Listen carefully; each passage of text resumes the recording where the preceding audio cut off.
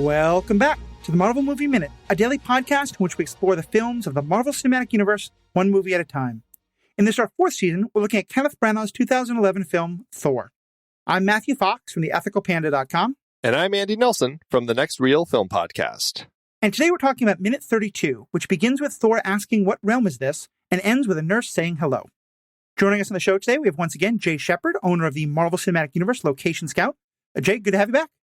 Hey, thanks very much. So I'm just going to start by asking, the Location Scout website you have, it doesn't have the 9 realms on it, does it? Because Thor seems pretty lost. I think he could use that at this point. It's mostly focused on Midgard at this point, because, until Google really allows, cameras elsewhere. So it's a little bit of licensing, I think. Yeah, okay. That's you have the limits you got to deal with. Yeah. Well, we're going to get into all of that in just a moment, right after this break.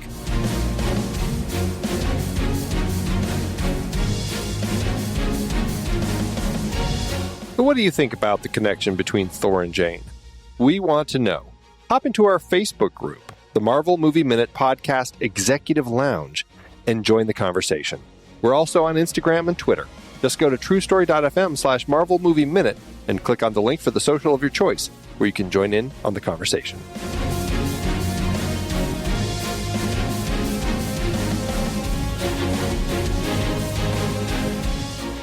So we talked about Thor being a little bit lost, and he asks, "What realm is this?" And I just wanted to start by pointing out, I think it's really interesting that the options he goes through in terms of where he could be, especially because at the end of the last minute yesterday, Andy, you were saying that he just seems to have no regard for where the people around him. Yeah. And I'm bringing that up because Alfheim, the first place he says maybe this is the home of the light elves, who humans very much don't look like. And then Nornheim, which, by the way, according to Norse mythology, is not even a realm. It's a part of Asgard. So again, we need that location scout here. But even more importantly, it's where the rock trolls and 3 old women called the Norns, who are sort of the Fates, live. So to me, the fact that he even thinks either of those is possible is telling me he's not even noticing that there's humans around him. He did not study. Really, is what it comes down to. It's, he's going to be king eventually. So why does he have to pay attention in school? So I really think it's it really has to do with the Asgardian schooling that they have there, and not necessarily that he's really not paying attention. But again, he may have a concussion. But I bet if you showed him different pubs from each of these places, he would probably be able to tell you where he was. Yeah. Well, and it raises actually a very interesting question that, Jay, especially because I know you really know a lot of the comics. I'm wondering if you have any thoughts on, and we'll probably go into this a lot more over the course of the movie, but I am not sure at this point, has Thor been to Midgard before? Because on the one hand, there was an earlier scene where he's talking with the Warriors 3, and they talk about, going to Jotunheim isn't like going to Midgard. But also there seemed to be kind of a finality of, once the Frost Giants were defeated, that, then the Asgardians pulled back. So from what you know from the comics or what you're guessing in the movie, do you think he's been to Midgard before, or has he just never seen humans before? I don't think he's been to Midgard, from at least what I understand, and probably more in terms of the MCU, because the very first time that Thor visits Midgard in the comics would, I think, really be the introduction, his first appearance in Journey into Mystery. There's nothing that really goes on in Midgard. Midgard is the boring 9th realm. It's Pluto. It's way out there. It's not even a realm, really, as far as they're concerned. There's all this other cool, interesting stuff that happens in these other realms, and he's got friends there. But what's really going on out there? They haven't, they don't know how to do anything. So yeah, I really think he's a noob out there. That's an interesting question to ask also, because he does talk about, and as we get to the other later Thor films, he'll talk about different times that they had done such a thing in a particular realm and stuff. But I don't recall that ever mentioning Midgard, like that time they came down and caused all that trouble in Midgard. It wasn't something that was really discussed. And so it is an interesting kind of thing to think about, because I guess in my head I kind of assumed that they knew about Midgard because of that conversation earlier when Fandral brings it up. Is just like, it's not like going to Earth. And weirdly, he calls it Earth instead of Midgard. But again, but it is one of those things where it's like, maybe he hasn't. And because it does seem like with kind of this peace treaty that Odin had put in place, my sense was that the peace treaty largely meant that the frost giants couldn't travel, that they were all kind of, their passports were all taken away. And in this particular case, like, it sounds like they still go. I mean, Thor talks about these trips that they took and the food that they ate and the women that they loved and all this sort of stuff, but never Midgard. So, yeah. It's confusing because if part of the conceit is that the Norse mythology that existed in the MCU version of the real world was because of people telling stories about these Asgardians that became the myths about Odin and Thor. You sort of wonder, then why do they have myths about Thor? Yeah. Since he was either a very young child or hadn't even been born at the time of that last battle. But yeah, I think it's possible that just got missed and he just has never been here. Or that maybe like Odin kind of looked the other way when he just took a couple joyrides into Midgard. But yeah, it's interesting that we don't have any evidence of him talking about being to Midgard before, and he's certainly acting like he's never seen humans before. The thing about that, and we'll definitely have to talk about this later, because there is a moment when Eric is talking about this children's book that was talking about kind of those myths. And it makes me think that there must have been later visits, maybe not by Thor, but maybe other Asgardians who had come down here in order for those myths to kind of perpetuate, because otherwise that means the last time that they came here was 965 AD. So, I mean, it was an awfully long time for them to kind of, but maybe that's how myths last. Like, that was the last time they came, and those stories just perpetuated. I don't know. I mean, the Greek and Roman myths have been around certainly much longer than that. So sure, anything's possible. Yeah, I thought that was an interesting aspect about the mythology, and maybe he didn't come down. Maybe they send a bard or somebody to sing the songs of the stories of these characters, which is why the myths were created. They're not firsthand, because I think that's the whole point of a lot of myths is they're not necessarily firsthand. They're recitations that have been handed down, and so how much have they changed over the course of eons? Mm-hmm. Yeah, I think that makes a lot of sense. There's an interesting element that was cut out of the script, and maybe this is why, because it would have just raised far too many questions. At Thor's coronation earlier in the film, there were meant to be in the crowd representatives from all the realms. And I can't help but feel like that would have really made things confusing. Because so Midgardians knew about this, they were there, it would have just really kind of, I don't know, raised far too many questions. Just Stan Lee, though. Yeah, you can make it be Stan Lee, yeah. Yeah, just Stan Lee. He's the only one. It's kind of a fun thought. Every now and then you meet the person who's ranting and raving and, talking about the gods they saw. Well, maybe they got, they actually got taken to be the one Earth person to represent, and now they have no credibility here. Exactly. So then Darcy, who's a little more grounded in the face of, she's not worried about mythology. She's worried about this crazy man. And so she pulls out a taser. And which it just seems, we were talking yesterday about her character, it seems so perfect for her that, yeah, she would carry one. That she's a no-nonsense woman. She can take care of herself. And that's the kind of lens she's seeing this in. And then, but he's utterly convinced it won't work because he still thinks he's got the power. And of course it does. If she talks the way that she does, she needs to carry a taser because she's probably going to upset somebody along the way. I mean, I feel like you're right. I feel that is the kind of tool that this character would have, but also because of she really puts herself out there in a number of situations. So, she might have people being upset with her because she does speak her mind so easily. Yeah. And straightforward. When Thor confronts Eric and Jane with these questions, they're just their response is confused looks, right? And Darcy, she's just like New Mexico, like, you dummy. She puts it out there as she sees it, which I think makes sense. And then that also makes sense as to why she is carrying a taser and fires it, because Thor is acting like a crazy person, right? This whole "you dare threaten me, Thor, with so puny a weapon," I would taser you too, dude.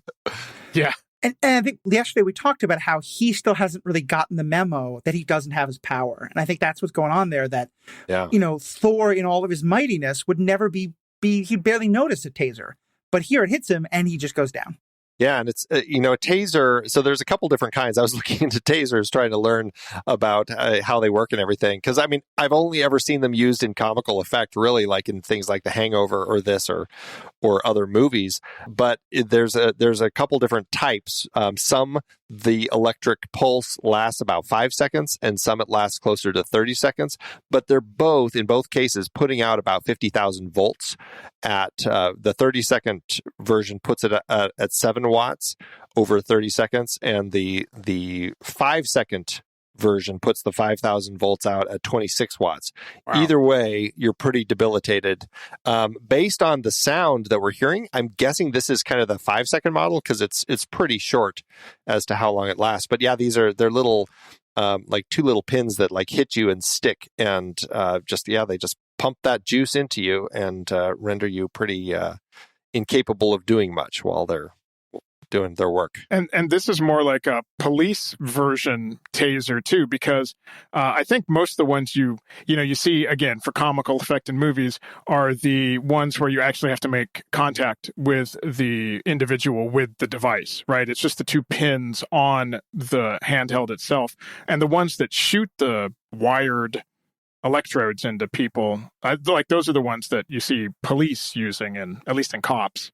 You do, but I'll tell you, the sites I was looking at to get this research, it just seems like anyone can buy these. But you're right. I think a lot of people carry those ones that, you just like zap them in the neck when they're close to you. I'll say, Andy, apparently you and I had very different childhoods, very different relationships to authority. Because I definitely saw it, never on me, happily, but I was with a group of juvenile delinquents, shall we say, in my teenage years, and saw cops use them on friends of mine at least a couple of times. And they were the shootout kind. So right. Yes, and you can get it. I love that it is played for comical effect in terms of like the way he just goes right down, which we'll see repeated in a couple of minutes, which is really fun. But also, it is just such a great reminder that he doesn't have the power. He's not who he thinks he is, which I love. And then Darcy has the best reaction to that when they look at her like, what are you thinking? And she's just like, what? He was freaking me out. Yeah. Just like such classic Darcy. Like she is so good consistently throughout the MCU. She's just great. And then, of course, to have it follow up with Eric being the complete realist about the situation where he says, next time you taser somebody, make sure they're already in the car because, he's jacked. He's very heavy. So, and that car, I don't know how they got 4 people into that car, into that vehicle. What was the name of it again? The Pinsgauer. Pinsgauer. They're big vehicles, though. Like you can fit a lot of people, but you're right. I mean, there's so much scientific stuff in here. Yeah, it's so full of things. And I will say, she, Darcy was told to go get the first aid kit, which she did get. And then when Thor is getting loaded into the back, you see that there's yet another first aid kit in the back. So they are well stocked with medical supplies in case they have an issue come up. Well, and so then we get all of them kind of driving away. And here's where I had a bit of a quibble. And I'm wondering if you all noticed this or I'm just paying way too much attention. Because Jane had that great moment at the end of the last minute where she said, okay, hospital, but you go, I'm staying. And now she just goes with them. Do you think it's because like the taser changed her mind? Or I kind of wish we'd had one more moment of just Eric saying like, come on, Jane, you've got to come with us. Or her saying like, okay, I'll go with you now or something like that. Well, it was scripted, and so I just imagined that they just were using shorthand because of the comedic beat. They just decided to kind of move through it because Eric does say, "You expect me to leave you alone in the middle of the desert?" And I mean that would be my response too. It's like, no, we're in the middle of nowhere. There's potentially coyotes running around or other things that are going to find you the only person wandering around in the dark. It just is a very bad idea. So. So I guess I just kind of moved past it as smarter minds prevailed. Yeah, that tracks. So then we get hammer time, as I refer to it. They're driving away, and we get this wonderful shot of like a shooting star. What I think we will later find out, but I think it's pretty obvious in the moment, is Mjolnir lands. And we see this great kind of cloud of smoke. It makes a big noise. I kind of don't understand why they don't turn around immediately because it's pretty darn noticeable. But either way, there it is. What do you think about getting that shot in terms of we've had so many different versions of the Bifrost and how things come and go? What do you think of this new way of something coming from Asgard down to Earth? Looking back at it now, it seems really big.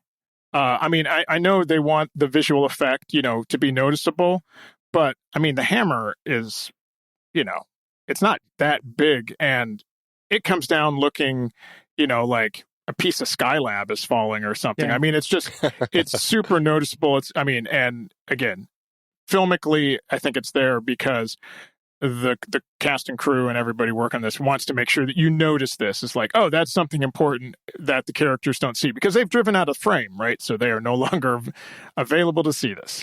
Right. I think they were still in the frame when it starts, which is part of why I had the quibble. But yeah, I totally get that's the idea. Okay. And it's interesting, yeah, because in the past, the Bifrost has seemed to be very much like, a teleportation thing that lands you right on Earth. This, if I understand what I'm watching, it looks like it's something that has like, re-entry burn. Like it has flown all the way through the atmosphere to land like something coming crashing down from outer space instead of bifrosting. That's the confusion I have. It's like we don't see the same, to quote Jane, atmospheric disturbance that we had earlier with kind of the big circles up in the sky and then the kind of the rainbow light shooting down to set the hammer on Earth as theoretically it's doing. I think that's explainable though, because doesn't Mjolnir get blown out of the Bifrost wormhole effect in the same way that is it this film where Loki falls out of Bifrost? It's right, Ragnarok. Just gets whisked away, right? It's like you're on the train track of Bifrost, and then you go outside of the tube that you're in, and you could go anywhere, right? Because it's an Einstein-Rosen bridge and all that. Well, and I guess that's kind of the confusing part because we don't really see, we see Odin throw it into the Bifrost, so presumably it does start in the Bifrost. But that was my question. I'm like, maybe it's because it's an inanimate object, and maybe when you're in the Bifrost as like a person, it's like, you're falling when you're parachuting, you can kind of move your body a little bit to kind of like, stay in kind of like the wave of air that you're in and kind of adjust where you're flying and stuff. And so maybe as a being who's inside the Bifrost, you can make sure you stay in the Bifrost, right? Whereas this inanimate object, maybe you're right. Maybe it does kind of like it's bouncing around through the Bifrost and eventually kind of pops out and it just kind of ends up plummeting. Just goes wherever it goes, yeah. I mean, I have this image of that's kind of like a bowling alley, and Odin's got to put just the right spin on it and just the right throw to keep it on the Bifrost the whole way, but instead it's a gutter ball, so it kind of goes through the atmosphere and space instead. I love that image of Mjolnir as a gutter ball now. Exactly. And so it lands... but that would actually make sense why, theoretically, but I'm pretty sure it's not landing in the same place as Thor. Although I have some thoughts about that. We're going to Zapruder film the crash site in a couple minutes. We're going to go through all of that. Yeah. So then we get to the hospital. And Jay, am I right? You actually found where this actual hospital is that they were filming at? Yeah. This was... obviously, I was not tracking MCU locations from the beginning of the MCU. I kind of got in my head that first season of Daredevil. So we were already into, phase 3, I think, at that point. So I was kind of going back and playing some catch up. So a lot of people had found a lot of locations, and there were things that were listed. But nobody had this listed, knowing that they filmed in Santa Fe, New Mexico. I kind of just started looking around, like literally looking around using Google Maps. And sometimes it's one of those things where you just kind of throw a pin down in a populated area and you luck out. So the hospital is not actually a hospital. So don't go looking for hospitals. That's kind of the rule I go by. If there is something that looks like, it's a hospital or a police station or some other government building, it's not. Right, because they're not going to be able to film at a real hospital, usually. Yeah, they can't close down for filming the way you could, like, Times Square or something like that. Right, so you start looking for other things. So this is actually it is a government building of type. It's called the Tony Anaya Building, which is where the Aging and Long-Term Services Department, the Regulation and Licensing Department, and the New Mexico Board of Examiners for Architects are housed. Named after a governor and attorney general of New Mexico at one point in the past. And as far as I could tell, whenever I ended up putting this on my Google map at the time, I didn't see anybody else of the few other sites that I search for movie-related locations and stuff, nobody else really had this. But it's also, Thor is pretty sparse in terms of locations. So, you find a couple big locations for it, and that satisfies a lot of people. Right. Sure. Yeah. There's another a site. Iron Man, and for this film, I've used your location scout quite a bit to kind of help me with the locations. And there's another site that I use just to kind of read through, and it's the Marvel Film Guide. Mm-hmm. And they still have on their site, it still says it's an unknown location. If you know what it is, let us know. Yeah, so Movie Maps funny, is one that I've used, and we kind of ping pong back and forth. They'll find some stuff and credit me, and then I'll find some stuff and credit them. And I think they have it pointing to potentially one of my article write-ups at retrozap.com as a link for that particular one. And do you have a sense of, I know you mostly are looking for where they are, but I don't know if over the time you kind of get a sense of why they make the decisions. Do you have any sense of why they chose this particular building? I think going back to what I said earlier, it does kind of look like a hospital. I mean, you put a sign up that says hospital and you light it. It's not a super high rise. It definitely gives that New Mexico vibe, right? It's got that kind of Southwest architecture, which was one of the other things I'd seen some people saying, oh, they probably shot this in LA, and I'm like, that it's too Southwestern architecture for LA. I kind of get these senses of, I don't know, just the style of buildings, especially having grown up in the Los Angeles area. I kind of know when stuff is like downtown or the South Bay or in the Valley or Santa Clarita.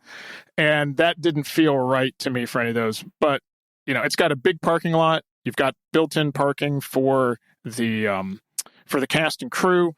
Plus, it's a government building, so they're not going to be operating at night. And then as far as the interiors go, I don't know where those are. That potentially could be a set that they built on a soundstage. Yeah. I mean, it looks like it could be a real hospital, but interiors are so hard to figure out unless you get some inside information. And, if I could sit down and look at some shooting logs, some call sheets, that would be great. But there are so many hospital just sets that are built like in LA for people to shoot on for so many different reasons, that it's entirely possible. I just have always assumed that they just shot that in LA on a set. Yeah, same with jail sets. Like, right, exactly. Courtrooms, all those sorts of things. After ER and Grey's Anatomy and how many other shows, there's got to be so many of those sets hanging around. Yeah, they're standing sets for a lot of this. I mean, a lot of stuff for long-term shows that focus on ER and Grey's Anatomy, they would build sets for themselves, but they're also just standing sets. If you're shooting a independent film, you can find a jail, a hospital, operating room, a courthouse, Yeah, right. I will say the other benefit that this building provided is that it has that underpass like as a part of the building which is perfect for like ambulances to pull up to like the emergency room area. Right. So that actually, works really well when they just hang that emergency sign there. It totally speaks to that. It sells it. Yeah. And they also cover it up or use digital technology because there is, I think it's on the left side of the frame, kind of over the county hospital sign, but you would be able to see the words Tony Anaya building on the side of the building. So, they do things like that where they will remove elements of the actual architecture that would identify it as not what they're trying to say. But I also have to add, I am a fan of the Dutch angles that Kenneth Branagh puts into this film because it feels comic booky, and it also allows you to kind of get even a little bit more of this location in the frame, right? It's a pretty sprawling building, but not too tall, so it kind of works in a widescreen format, but you cant it a little bit to make it diagonal, and it fits even better. And it may be because I grew up watching a lot of Batman 66 and just sort of the Dutch angles that they did there. But comics are about putting things in frames, and frames are not necessarily always the same size. And things don't fit. And so you can turn your frame or your objects and, draw it however you need it to get it to show up. And I thought that that creative decision here in a comic book film really worked well. Yeah, he does that very consistently throughout the film, and it's fun to see. I really like that he adopted that technique. And I love you talking about it as something that comes out of comics and Batman 66 and things like that, because I think it's probably 100% where he's coming from. But an added bonus to it that he may have had intentional or is just a knock-on effect is, to me, it makes me feel as an audience member like I'm off balance, like I'm off kilter, which is exactly what, everyone is feeling throughout so much of the movie. It makes me feel like I don't know where solid ground is. And that's exactly what the characters are feeling. So it goes back to that kind of fish out of water story like you were talking on yesterday's show. Right. Yeah. Definitely. One other note that I think I just have to point out is that as they're pulling up into it, when we cut to the close shot or the closer shot of the Pinsgauer kind of pulling into the hospital there, you see the wet ground. And we talked about that a lot in Iron Man. It's a filmmaking technique of hosing down parking lots and roads just to get a better, more interesting look, because you get those reflections off of it and everything. And you certainly do in this particular shot. Do I buy that it had been raining recently, considering that they had been looking on such clear night skies just a few, like an hour or so ago? I don't know if I really buy it.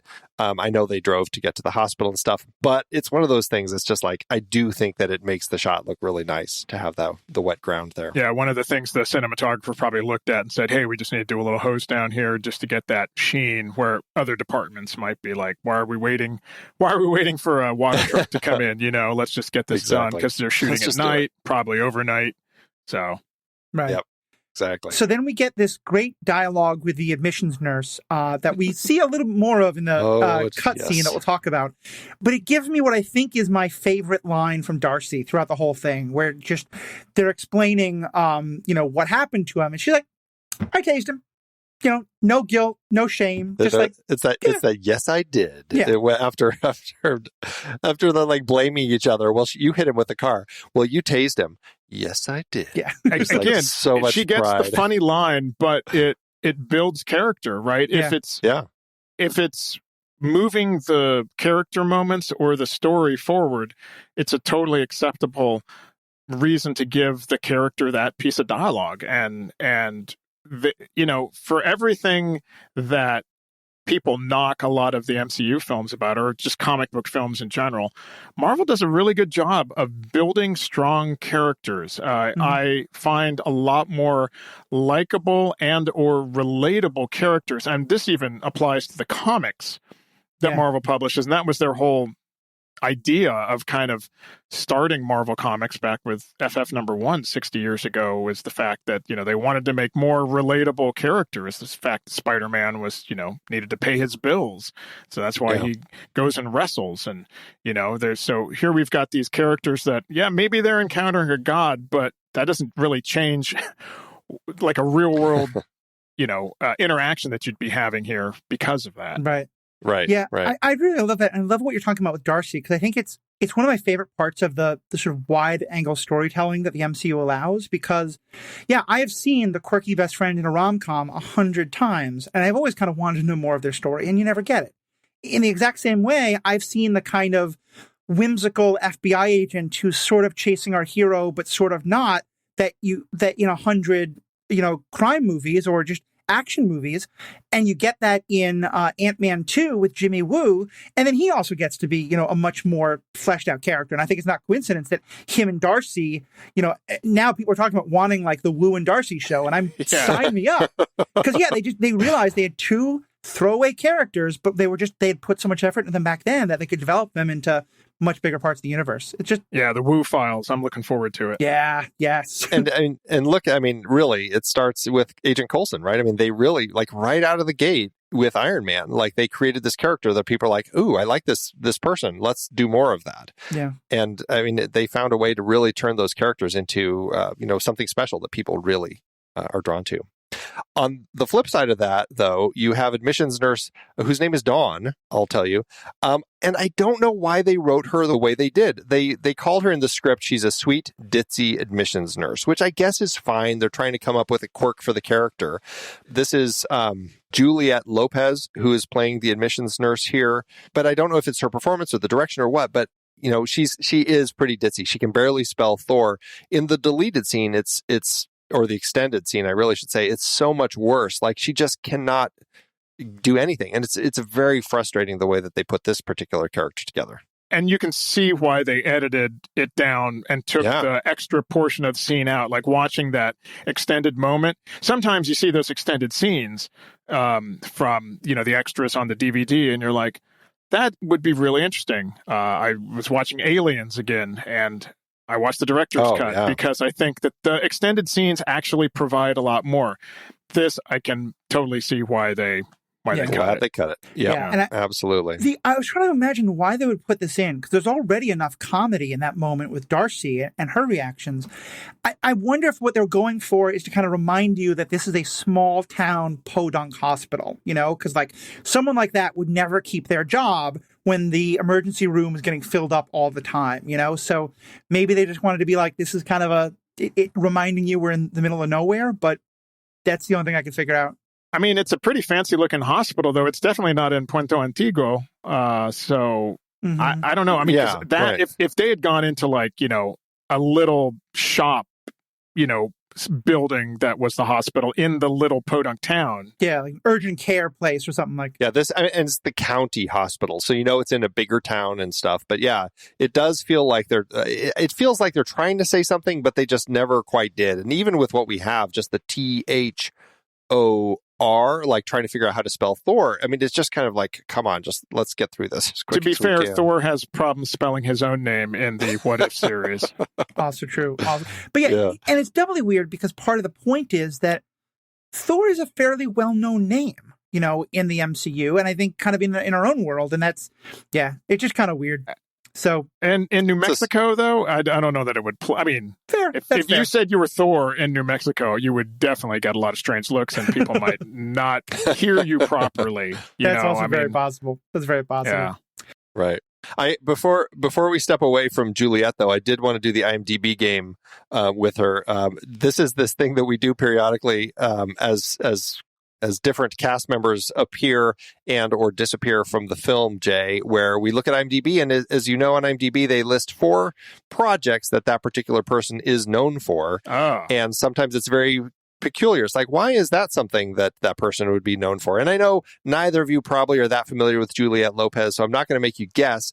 Although, if you know anything about big projects that have been filmed in New Mexico, there is a very particular TV show that you can probably guess she was in.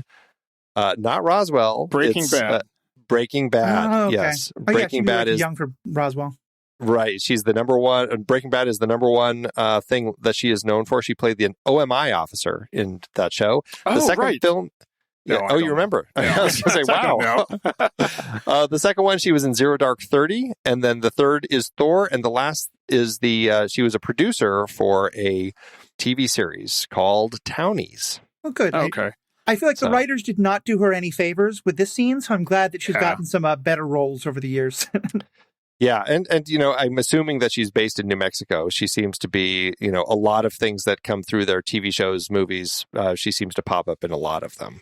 I do take umbrage with the way that stuff gets set up in IMDb, because sometimes I believe there's some kind of AI behind it that knows what I'm searching for, because sometimes the little weird film that I'm looking at is the one that's listed up there and not the thing, like, because I'll go because I want to find out that person is familiar. What have I seen him in? And what I've seen him in is something that's probably more popular than the thing that it's showing me. And that's what's so funny is it's because, like, what is their algorithm? Like, it makes no sense. Like, why is that the thing that it shows? Right. So, when Heimdall first arrived, we looked at it. Was it Idris Elba who was not listed? The Wire was not listed as one of his credits. That is correct. There you go. It's far and away his best role. I mean, maybe Luther, but anyway, that's a whole other different story. You do the minute-by-minute Wire, by the way. I am so there. Be a very long show, but... That's right. Anyway, so I think that's about all we have from the minute. We do get that one last scene of the nurse kind of, I think, trying to be very friendly, but in a way that if I'm Thor, I could take as kind of creepy and invasive. What's your little thought on that one moment of the nurse we get at the end? Well, I think he's coming into an unconscious patient is the way that I kind of looked at it, and because he's getting ready to draw blood from an unconscious patient who happens to wake up as he's getting ready to do that. That was kind of the sense that I had. And the fact that we have the upside down camera, like you were saying earlier, it throws everybody's perspective off because of the disorientation of the characters. Another good filmic way to sort of extrapolate that. That's right. Definitely. And this is Terry Dale Parks playing our nurse. We'll talk more about him in our next minute. Awesome. Well, any other last comments we didn't touch on? I think, Andy, was there a reaction from Jane you wanted to mention? I think it's when she gets he gets tasered, and Eric and Darcy kind of give a reaction, but Jane just has this like complete slack-jawed, like, right, like her mouth is so agape, like it's just like practically hitting the ground and ruining the runes below her. Yeah, it is a very, very big mouth that she does there. Well, Jay, thank you so much again. We've heard a lot about your work with Location Scout, but tell us a little bit more about the podcast you do. Sure. So I do a every 2-week podcast with my friend Josh called Superhero Suite, where we look at the entire breadth and width of superhero media, comics, movies, TV, whatever else might be coming. We talk about upcoming movies, and sometimes we'll talk about specific TV shows or focus on a character from the comics if it's something that's coming up. So we'll do that. And then we also have an after show that we do together for the Flash TV show that we've been doing for the last 7 years from the CW show called Scarlet Velocity, a Flash podcast. We also had one for called Green Justice for Arrow, which ended a couple years ago now. And also we had one called Agents of S.H.I.E.L.D. Case Files, which was really fun until they canceled S.H.I.E.L.D. But we had so much fun talking about that, and also being able to talk about the MCU films during our summer breaks. I appreciate that because you've allowed me now to both invite you onto more podcasts while working in a very subtle shameless plug for my own podcast. One of the other podcasts I do is called Superhero Ethics, and we love getting ethical questions, and both The Flash and Arrow raise so many of them. So I'd love to have you on for that one as well sometime. So nice. Please check out his podcast. You can find my podcast under theethicalpanda.com. Thank you, everybody, for listening. Thank you, Andy, so much, and have a great day. Until next time, true believers.